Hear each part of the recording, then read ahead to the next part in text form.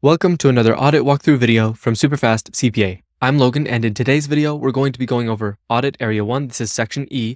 This is a remembering and understanding topic. Identify the requirements for the assembly and retention of documentation in physical or electronic form for an engagement. And we're going to be doing that the SuperfastCPA way, which is diving straight into the questions to learn the material. Now, if you don't know much about our strategies, make sure you go to SuperfastCPA.com and check out our free 1-hour webinar training. We go over the key ingredients to passing the CPA exam, and again, it's 1 hour, it's free to help you save months or even years of your time. So make sure you check out that webinar. And after you watch that webinar, you're going to want to learn more. And one of the things that I want you to check out is becoming a SuperfastCPA CPA Pro member. SuperfastCPA Pro members get access to a lot of great materials. They especially get access to something called the Pro course, where Nate explains in detail exactly what you're supposed to be doing every single day to pass the exams. It's kind of like an expanded version of the 1-hour webinar, just multiple videos. Again, it goes into a lot more depth. But SuperfastCPA Pro members not only get access to that, they get access to the full 10-question versions of these 5-question YouTube videos. So if you like this and you like our other material, just remember, if you become a Pro member, you can get access to the full versions of these videos to get a little bit of extra help and a little bit more practice. Now, with all that, let's dive straight into the questions for this video. All right, here we are at question 1, and something I just want to say before we dive into these questions. In the previous video, we talked about sufficient appropriate audit documentation. Now, in this video, we're going to be talking about the rules for assembling and retaining audit documentation. So it's just a little bit different, but basically a continuation of the same topic. Now let's dive into question 1. Something I always like to point out, if it's available in the question, is to read the last part of the question first. Sometimes you'll be given a full paragraph or even 2 paragraphs of information that you need to read through to be able to answer the question. But a lot of times, if you read the last question first, if you get in that habit, it may not always be helpful, but it will be helpful in a lot of key moments. It will give you context for knowing what the question is even about. So imagine on test day, you have no idea what the question is talking about as soon as you look at it, but first you look at the last part of the question and you immediately get context for what the question is even talking about. And then as you're reading through the rest of the question, you already have an idea of what you're dealing with and you can be looking for the things to answer the question. So let's do that here. And again, this is a good habit for test day. What is the minimum period for retaining audit documentation for a non-issuer? Okay, so again, imagine we were on test day. We are thinking about, immediately we know we're talking about retention for a non-issuer. And if you had studied and if you'd practiced, then you probably already know the answer without even having to read the rest. But of course, always read the rest. An auditor is completing their documentation for the audit of a non-issuer and asks how long the documentation must be retained. According to the requirements for audit engagements, what is the minimum period for retaining audit documentation for a non-issuer? Now, we've talked about non-issuers and issuers in a previous video, but if you don't really know what those are, or if you don't really know this rule, that's okay. Again, we are using these questions to learn the material. So let's dive into the options, and then once we've read the options, we'll dive into the explanation. So option A, 5 years from the report release date. B, 7 years from the report release date. C, 10 years from the report release date. Or D, until the next audit is performed. So which one of these is the minimum period they have to retain audit documentation for a non-issuer? If you don't know the answer, again, that's okay. We're going to look at the answer to learn what we're supposed to learn here. All right, here we are. The answer is A, 5 years from the report release date. So this is a very straightforward rule. And to be honest, everything in this video is a pretty straightforward rule. We aren't going to have these big explanations because each of the questions is basically just going over a simple rule that you need to know, and that's it. And that's the case with this one as well. The minimum retention period for audit documentation for non-issuers is 5 years from the report release date, as required by the standards of the AICPA.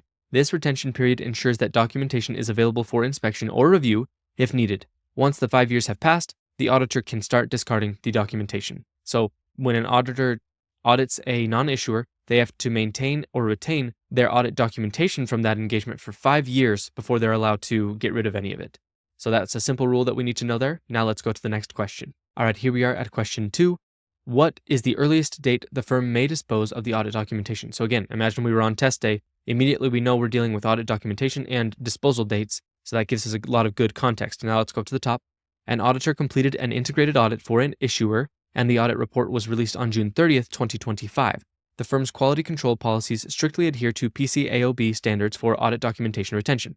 Based on these standards, again, what is the earliest date the firm may dispose of the audit documentation? Is it 2029? Is it 2030? Is it 2032? Or is it July 1st of 2032? Because all of the other ones are June 30th. Is this different than non-issuers? Is it the same as non-issuers? If you have an idea, that's great. If you don't know, then we're going to, again, use the question to learn what we're supposed to know. So let's go ahead and go to the explanation. All right, here we are. The answer is C, June 30th, 2032. So let's read through this. Under PCAOB standards, and remember, PCAOB is for public companies, it's for issuers. Audit documentation for issuers must be retained for a minimum of 7 years from the report release date. In this scenario, the report was released on June 30th, 2025. Adding 7 years to this date means the earliest the firm can dispose of the documentation is June 30th, 2032.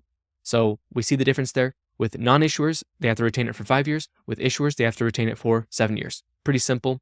Now let's go to the next question. All right, here we are at question 3. How many days does an auditor have to complete the assembly of the final audit file for a non-issuer after report release date? So this is a little bit different. How long do they have to assemble the audit documentation? So before we were talking about the retention, now we're talking about the assembly. How long do they have to assemble all the audit documentation? Is it A, 30 days, B, 45 days, C, 60 days, or D, 90 days? Again, this is kind of something that you can't really reason your way through. You have to kind of take these questions and learn the rule and then just try to remember the rule from now on. So if you don't already know the answer, then you probably just don't know the answer. So let's go ahead and look at the explanation to learn. All right, here we are at the answer. C, it's 60 days. So let's read this explanation. Under AICPA standards, auditors must complete the assembly of the final audit file for a non-issuer within 60 days following the report release date. This requirement ensures timely organization of audit documentation in compliance with professional standards. So another simple rule that we just need to remember a specific number. For non-issuers, you have 60 days to complete the assembly of the final audit file after the report release date. So again, simple rule, 60 days. Now let's go to the next question. All right, here we are at question 4. Under PCAOB standards, how long does an auditor have to complete the assembly of the final audit file for an issuer after the report release date? Okay, so again, another question where if you don't already know the answer, then you probably just don't know at all. You could guess, but if you don't know the answer, that's okay. We're going to look at the answer in just a second. Let's read through the options. Option A, 14 days, B, 30 days, C, 45 days, D, 60 days. So is it different for issuers? Probably, based off of the first two questions. Again, if you don't know the answer, that's okay. We're going to look at the answer right now to learn together. All right, here we are. The answer is A, 14 days. So let's read through this. Under current PCAOB standards, the documentation completion date for issuers is 14 days after the report release date. The previous standard was 45 days, but it has recently been changed to 14. So if you have studied this in the past, maybe you took audit 1 or 2 years ago, or maybe you just kind of were familiar with audit at one point, but have kind of lost touch. It used to be 45 days for the PCAOB standards, but it has recently been changed to 14 days. So the thing to remember here is if you are auditing an issuer, you have 14 days to complete the assembly of the final audit file for an issuer after the report release date, whereas with a non-issuer, it was 60 days. So a big difference there. This ensures that audit documentation, again, as always, is finalized promptly and available for inspection or review. So with that, we learned another rule. Now let's go to the next question. All right, here we are at question 5. Which of the following would most likely be included in the auditor's permanent file? Okay, so this is something different than we haven't really talked about permanent file throughout this video. We've mainly been talking about the retention and assembly rules, but this is something that kind of has to do with that. Let's read through the options to see if you have any ideas. Option A, the current year's trial balance. B, copies of long-term contracts. C, adjusting journal entries for the current year. D, the audit program for the current year. So based off of the word permanent, you might be able to kind of reason your way through this. So if you want, pause the video, think through these different options, and when you have a guess or when you think you know the answer, come back and we'll look at the answer together. All right, here we are. The answer is B, copies of long-term contracts. That would be something that is part of the permanent file. Let's read through this. The permanent file contains documents and information that are relevant to multiple audit periods. Examples include long-term contracts, corporate bylaws, lease agreements, and organizational charts.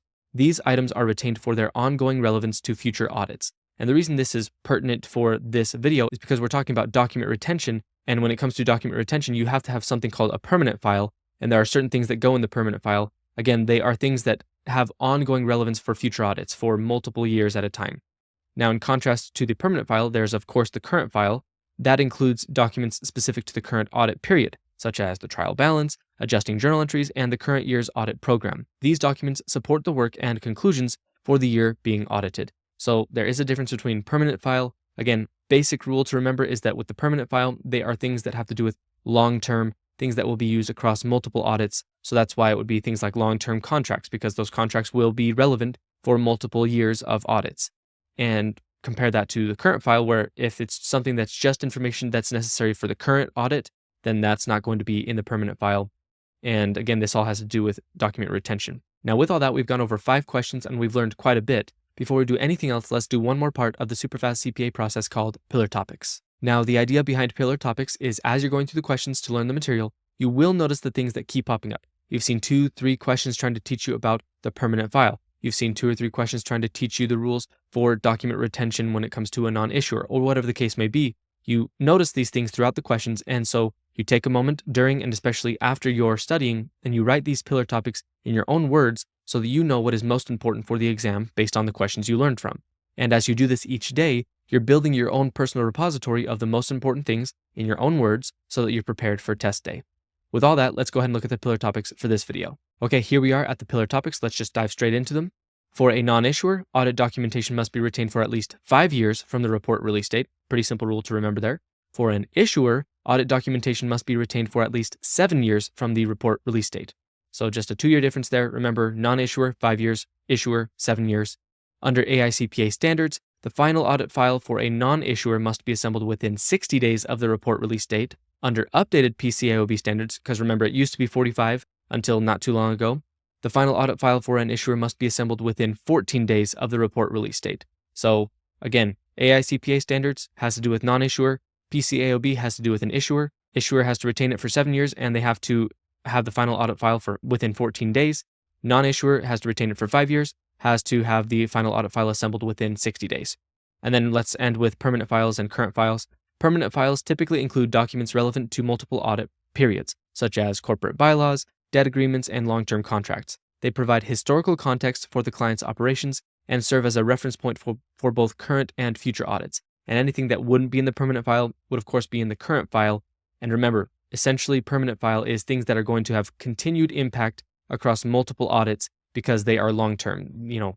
Again, debt agreements, bylaws, contracts that are going to last multiple years. Those are the kind of things that are going to be in the permanent file. And with that, we've gone over the pillar topics for this video, and that is the end of the YouTube version of this video. Remember, SuperfastCPA Pro members will get access to the full 10-question version of this video, and I'm about to finish recording that right after I do this. So if you like this and you like our other products, make sure you check out becoming a SuperfastCPA Pro member to get access to those full versions of the videos. And the easiest way to check out becoming a Pro member is to first go sign up for the 1-hour training webinar on SuperfastCPA.com. That is 1 hour that will save you months and months of studying because we will teach you the key ingredients to passing the CPA exam.